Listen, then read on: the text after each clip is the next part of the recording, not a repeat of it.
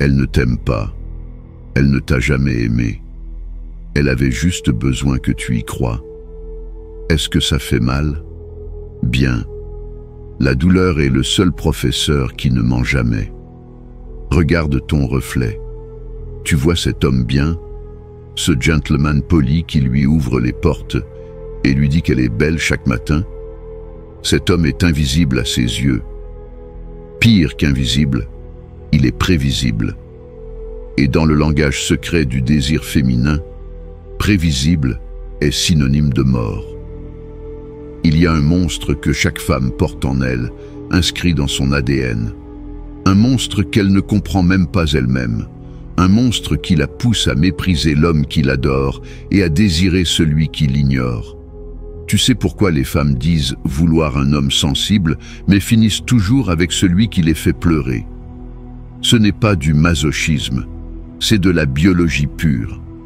Pendant des millions d'années, les femmes qui ont survécu étaient celles qui choisissaient le guerrier, pas le poète, le chasseur, pas le philosophe, l'homme qui pouvait tuer pour elles, pas celui qui mourait pour elles. Et ce programme continue de fonctionner chaque putain de jour. Tu crois que l'amour, c'est la communication, la compréhension, la tendresse.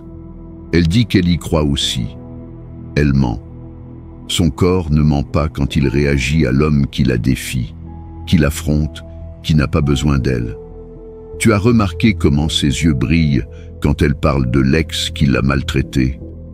Comment sa voix change quand elle mentionne le patron arrogant que tout le monde déteste. Cette lueur, ce n'est pas un traumatisme, c'est le désir à l'état pur. Le monstre que chaque femme désire n'est pas violent, ni abusif. Il est quelque chose de bien plus subtil et puissant. Il est imprévisible. C'est l'homme qui ne peut pas être dompté, classé ou contrôlé. Et toi, tu es un livre ouvert. Elle sait exactement ce que tu vas faire, ce que tu vas dire, comment tu vas réagir. Tu es sûr, tu es stable, tu es tout ce qu'elle dit vouloir. Et c'est précisément pour cette raison que tu es tout ce que sa biologie rejette. Schopenhauer le savait. L'amour est la ruse de l'espèce pour se perpétuer. Mais il s'est arrêté là. L'amour n'est pas qu'une ruse, c'est une guerre. Et dans cette guerre, l'homme civilisé perd toujours. Tu veux savoir ce qu'une femme cherche vraiment quand elle dit qu'elle veut une connexion émotionnelle. Elle veut ressentir, pas réfléchir. Ressentir. Et les émotions les plus puissantes ne viennent pas de la sécurité, elles viennent de l'incertitude, du risque, du danger contrôlé. Le monstre qu'elle désire est l'homme qui la fait douter. M'aime-t-il ou pas? Va-t-il rappeler? Est-il avec une autre? Ce roller coaster émotionnel est plus addictif que n'importe quelle drogue. Et toi, avec ton amour inconditionnel et ta disponibilité absolue, tu es une cure de désintox. Tu es la méthadone, alors qu'elle veut de l'héroïne. Napoléon a conquis l'Europe, mais n'a jamais pu conquérir Joséphine. Pourquoi? Parce qu'il avait plus besoin d'elle qu'elle n'avait besoin de lui. Il écrivait des lettres désespérées depuis le champ de bataille pendant qu'elle couchait avec d'autres à Paris. L'empereur du monde réduit à un mendiant émotionnel. Ça te semble familier? Bien sûr que oui. Parce que toi aussi tu as supplié. Tu as imploré des miettes d'attention pendant qu'elle organisait des banquets pour ceux qui n'ont même jamais demandé. Le monstre ne supplie pas. Le monstre a faim, mais pas d'elle. Il a faim de conquête, de but, de puissance. Et cette faim, celle qu'elle ne peut pas satisfaire, est précisément ce qui la rend folle. Les femmes ne sont pas masochistes. Elles sont des stratèges évolutives inconscientes. Leur biologie les programme à chercher l'homme dont l'attention est précieuse, parce qu'elle est rare. Si ton attention est gratuite, illimitée, inconditionnelle, alors elle ne vaut rien. C'est de l'économie de base appliquée au désir. Tu te souviens quand tu étais enfant et que tu voulais ce jouet que tu ne pouvais pas avoir. Tu le désirais de tout ton être. Et tu te souviens de ce qui s'est passé quand tu l'as finalement obtenu? En 2 semaines, il prenait la poussière dans un coin. Tu es ce jouet, disponible, prévisible, oubliable. Le monstre est le jouet derrière la vitrine, toujours visible, jamais vraiment accessible. L'homme est un loup pour l'homme, disait Hobbes. Il avait tort. L'homme est un agneau pour la femme quand il oublie qu'il est né loup. Tu veux savoir pourquoi ta relation est morte? Ne regarde pas ce que tu as mal fait. Regarde ce que tu as arrêté de bien faire. Tu as cessé d'être dangereux. Pas dangereux physiquement. Dangereux dans un sens existentiel. Tu as cessé d'être une force de la nature. Tu es devenu un meuble de la maison. Confortable. Utile. Oubliable. Le monstre qu'elle désire a 3 caractéristiques que tu as perdues ou que tu n'as jamais eues. 1. Un but plus grand qu'elle. Le monstre ne vit pas pour elle. Elle est un plaisir dans sa vie, pas son centre. Il a une mission, une obsession, une conquête à poursuivre. Elle le sait, elle le sent, et l'idée d'être la femme d'un homme comme ça l'excite bien plus que d'être le projet de vie d'un homme vide. 2. La capacité de dire non. Quand as-tu dit non pour la dernière fois à quelque chose d'important? Quand as-tu fait passer tes besoins avant les siens? Le monstre dit non naturellement, sans culpabilité, sans explication, et chaque non est un aphrodisiaque involontaire. 3. Le mystère émotionnel. Tu déballes tes émotions comme un ado amoureux pour la première fois. Le monstre garde des silences qu'elle veut désespérément combler. Ce n'est pas de la froideur calculée, c'est une économie émotionnelle instinctive. Aristote parlait du potentiel et de l'acte. Toi, tu es pur acte. Tout est déjà dit, exprimé, consommé. Il n'y a plus de potentiel, plus de mystère, plus de territoire à conquérir. Le monstre est pur potentiel. Une énergie contenue qui pourrait exploser à tout moment, mais qui choisit de ne pas le faire. Et cette tension entre ce qu'il pourrait faire et ce qu'il choisit de faire est ce qui la maintient en alerte. Tu as vu comment elle se comporte avec l'homme qui ne répond pas tout de suite à ses messages. Comment elle vérifie son téléphone obsessionnellement. Comment chaque message de lui vaut 100 des tiens. Ce n'est pas qu'il est meilleur que toi, c'est qu'il a compris, consciemment ou non, que le désir féminin fonctionne sur la tension, pas sur la satisfaction. Le désir féminin n'est pas un fleuve calme. C'est une mer agitée qui a besoin de tempêtes pour exister. Quand tu l'inondes d'amour, de présence, de messages et de validation, tu assèches cette mer.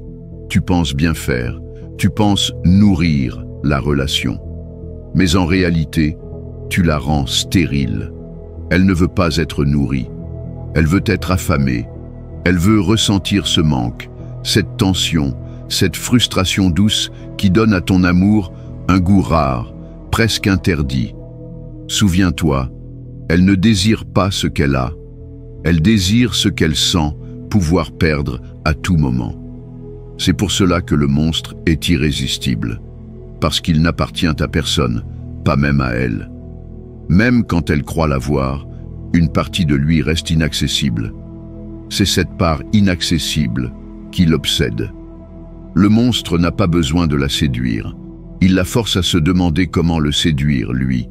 Il inverse les rôles. Et elle, sans comprendre pourquoi, entre dans la danse, prête à s'abaisser, à s'adapter, à se battre pour ce qu'elle ne comprend pas mais qu'elle ressent puissamment.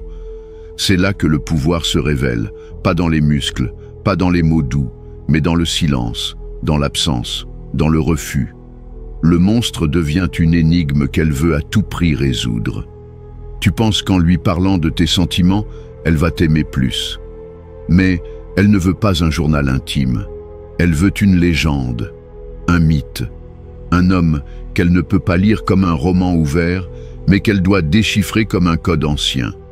Freud disait « La grande question que je n'ai jamais pu répondre est « Que veut une femme ?»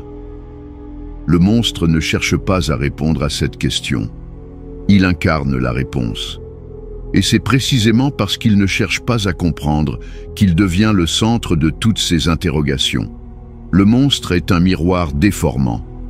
Elle se voit à travers lui, mais jamais complètement. Un jour, Elle se sent aimée, le lendemain ignorée, puis désirée, puis rejetée. Et dans cette danse, elle devient dépendante, addicte à l'oscillation, pas par manipulation, par nature. Parce que le désir est une maladie qui a besoin d'un symptôme fluctuant pour survivre. Si tu deviens constant, tu deviens prévisible. Et si tu es prévisible, tu es mort pour elle. Le monstre est vivant parce qu'il reste insaisissable, pas par jeu, par essence. Tu veux qu'elle t'aime? Apprends à la frustrer, pas à la blesser, pas à la rabaisser, mais à la faire douter. Le doute est le carburant du désir féminin. Chaque message non répondu, chaque regard fuyant, chaque silence calculé devient une piqûre d'adrénaline dans son inconscient. Elle dira qu'elle veut la transparence, mais son corps réagit au mystère. Tu es transparent? Elle lit en toi comme dans un livre d'enfant. Tu es mystérieux? Elle y pense jour et nuit. Et ce n'est pas parce qu'elle est mauvaise, c'est parce qu'elle est humaine. La certitude tue l'attraction. Le confort tue l'instinct. La routine tue la passion. Et le monstre, il détruit la routine. Il crée de l'incertitude. Il réveille l'instinct. C'est pour cela qu'il reste dans ses souvenirs, même des années plus tard. Elle a peut-être construit une vie avec un homme sûr, gentil, fiable. Mais dans le silence de ses nuits, c'est le monstre qui revient hanter ses pensées. Parce qu'il est l'exception, parce qu'il est la déviance, parce qu'il est la faille dans le système. Et dans cette faille se cachent toutes ses émotions les plus intenses. Tu crois qu'elle a tourné la page? Regarde ce qu'il se passe quand elle le revoit, par hasard. Un regard, un sourire, un mot, et tout remonte. Pas les souvenirs, les sensations.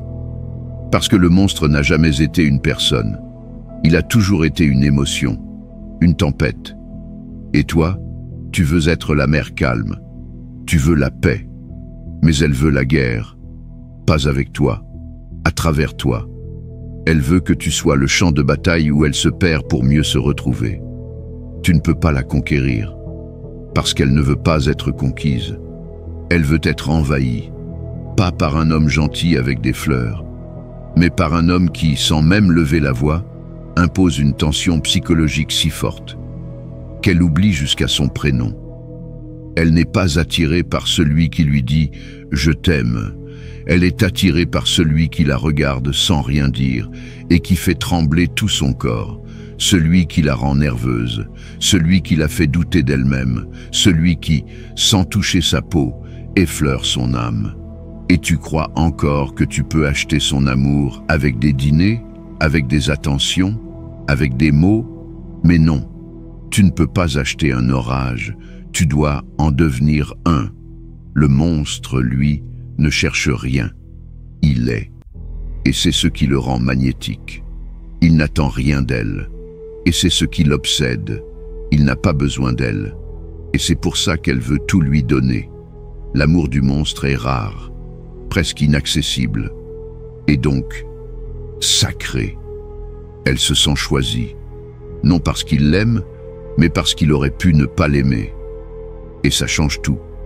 L'homme normal donne son amour facilement. Le monstre le donne avec violence, intensité, intermittence. Et chaque goutte devient une drogue. Tu veux être son refuge. Mais elle veut une secousse, un vertige, une brûlure. Parce qu'au fond, elle veut vivre. Et vivre, ce n'est pas être en sécurité. C'est ressentir l'insécurité entre deux pulsions. Le monstre n'a pas besoin de séduire. Il aimante.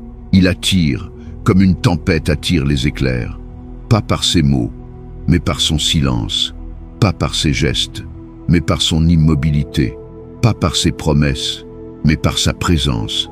Il entre dans une pièce et l'air change. Il parle peu, mais chaque mot pèse des tonnes. Il n'explique rien, il ne justifie rien, parce que le mystère est son langage. Tu veux tout clarifier, tout mettre à plat, tout verbaliser. Alors elle t'aimera peut-être, mais elle ne te désirera jamais. Le désir naît dans l'ombre, pas dans la lumière. Il naît dans l'absence, pas dans l'insistance. Plus tu cherches à lui plaire, plus tu l'étouffes. Plus tu la laisses respirer, plus elle s'approche. Mais le monstre, lui, ne calcule pas. Il incarne une vérité que les autres hommes ont peur d'assumer. Je ne suis pas là pour te rassurer. Je suis là pour te réveiller. Et ce réveil, parfois, la détruit, mais elle en redemande. Parce que dans cette destruction, elle touche quelque chose qu'aucun homme n'a jamais su éveiller en elle, son chaos sacré. Le chaos qu'elle cache derrière ses bonnes manières, derrière ses selfies parfaits, derrière ses « je vais bien ». Le monstre ne la caresse pas. Il la confronte. Et dans cette confrontation, elle se sent enfin réelle, vraie, vivante. Ce n'est pas l'amour qu'elle cherche, c'est l'élévation émotionnelle, une forme de transcendance à travers toi. Pas une paix douce, mais un ouragan qui balaie ses masques. Elle dit vouloir un homme gentil, mais son corps vibre pour l'homme indomptable, celui qui n'a pas peur de ses crises, celui qui ne s'écrase pas devant ses tests, celui qui ne cède pas à ses caprices. Le monstre, lui, ne cède jamais. Il observe, il comprend, mais il ne plie pas. Et c'est cette résistance qui l'électrise, parce qu'en résistant à sa manipulation, il lui rend sa propre puissance. Il ne veut pas la voir, il veut l'éveiller, l'arracher à sa surface, l'obliger à plonger dans ses désirs les plus inavoués, ses fantasmes les plus bruts, ses instincts les plus honteux. Et c'est là qu'elle découvre qu'elle peut aimer sans contrôle, aimer sans dominer, aimer sans comprendre. Elle aime avec le ventre, pas avec la tête. Et lui, le monstre, n'a pas besoin d'être aimé. Il a besoin d'être ressenti, comme un choc, un feu, une fissure dans sa logique. Et c'est cette fissure qui la rend accro. Pas à lui, mais à ce qu'elle devient grâce à lui. Le monstre ne promet rien. Et c'est précisément pour ça qu'elle veut tout lui donner. Parce qu'il n'a pas besoin d'elle. Et ça le rend irrésistible. Il peut vivre sans elle. Mais avec elle, il la transforme. Il la pousse à ses limites. Il la fait exploser. Pas par la tendresse, par l'intensité. Il ne lui dit pas ce qu'elle veut entendre. Il lui dit ce qu'elle n'ose pas se dire à elle-même. Et même quand elle le déteste, elle pense à lui. Même quand elle le fuit, elle rêve de lui. Même quand elle dit « c'est fini ». Elle espère, au fond, qu'il revienne la briser encore une fois. Parce qu'il ne l'a jamais flattée. Il l'a dévoilée. Il ne l'a jamais protégée. Il l'a testée. Il ne l'a jamais poursuivie. Il s'est imposé comme une énigme. Et c'est cette énigme qui hante son esprit. Ce mystère qu'elle ne résout jamais. Cette tension qu'elle ne peut apaiser. Elle dira aux autres qu'il était toxique, qu'il était dangereux. Mais au fond, elle sait. Elle sait que c'est la première fois qu'elle a ressenti la vie pleinement. Et elle sait aussi qu'elle ne l'oubliera jamais. Si ce message t'a secoué, alors demande-toi, est-ce que tu veux plus de contenu qui dérange, qui casse les masques, qui frappe là où ça fait mal? Parce que ce genre de vérité brute ne survit pas tout seul. Ici, il n'y a pas de filtre, pas de compromis, juste des idées qui bousculent tes croyances pour que tu arrêtes de vivre endormi. Si tu veux que cette voie reste libre, si tu veux faire partie de ceux qui refusent le mensonge confortable, clique sur le lien dans la description. Mais tu peux aussi soutenir autrement, en partageant cette vidéo, en mettant un like, en t'abonnant. C'est simple mais puissant. Chaque clic, chaque partage, c'est un coup de marteau contre le mensonge.